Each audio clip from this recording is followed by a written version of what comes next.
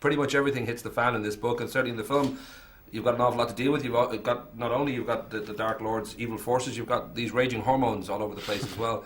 I'm guessing part of you must have really sort of relished the fact that you do go through so much, or was it quite daunting to cover everything from comedy to good old-fashioned love to being scared, all those things?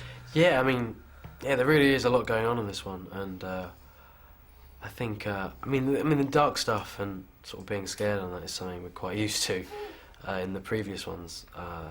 So that was pretty straightforward, really. But I mean, yeah, I suppose the whole kind of relationship kind of thing, that was more interesting. It was kind of something different we'd not really seen at Hogwarts before. It was it's quite a lot of kind of complicated kind of relationships, particularly with him and Hermione.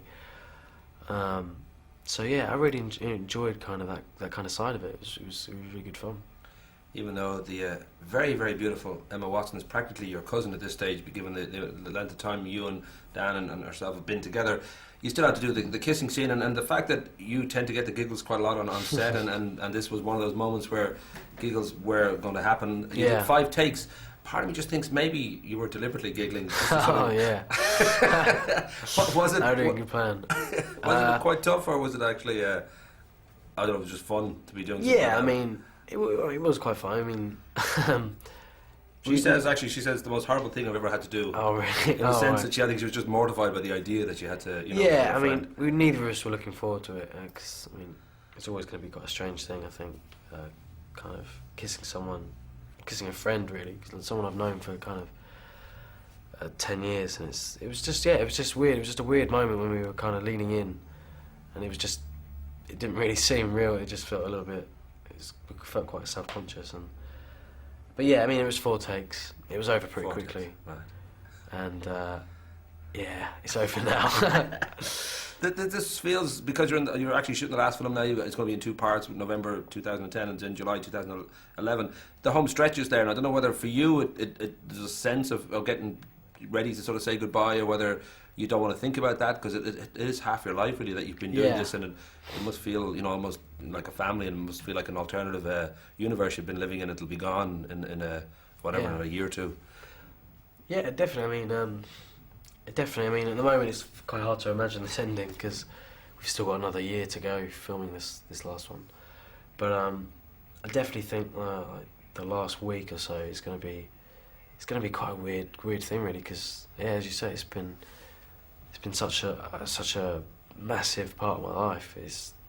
For it to just kind of end just straight away, it's going to be quite weird, and just not having the routine of coming back every year and seeing everyone again, it's going to be quite hard to deal with. And also I'm quite looking forward to it, because it would be nice to kind of just move on, really, and just kind of explore different things, and just because I mean they do take a lot of your life away, but well, I should say that post Harry life, I know Alfonso said he felt it out of all of you. He just felt you had the kind of the biggest talent as an actor, and you yourself, you said in the Daily Mail recently that you actually have a complex about your acting ability, and you're not quite sure whether you really can act or not, and it would seem you've certainly got a great comedic sense about you. Does it actually feel uncertain for you the future, because there you are, like, you've got your ice cream van, you've got your hovercraft, you've got all this, all these fans, you've got a really good life, but yet at the core you sort of have this uncertainty about whether how can I do this for the rest of my life. I don't know.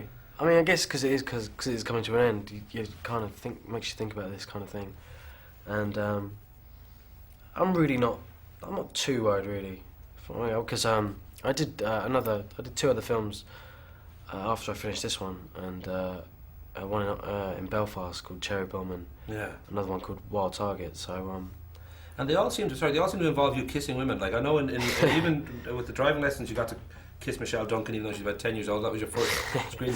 In Cherry Bomb, you went on with Kimberly Nixon. Are you choosing the roles purely for the fact that there might be a moment where you get to get together with a woman? I'm not sure what happens in Wild Target, but I'm guessing there's a woman in there somewhere. Actually, no, I don't. There's no kissing in that. But it does seem to be quite a steady, quite an ongoing thing. But I'm kind of getting used to it now. It's no longer a kind of. Though still, with Emma, it didn't really prepare me for that. It was still quite weird.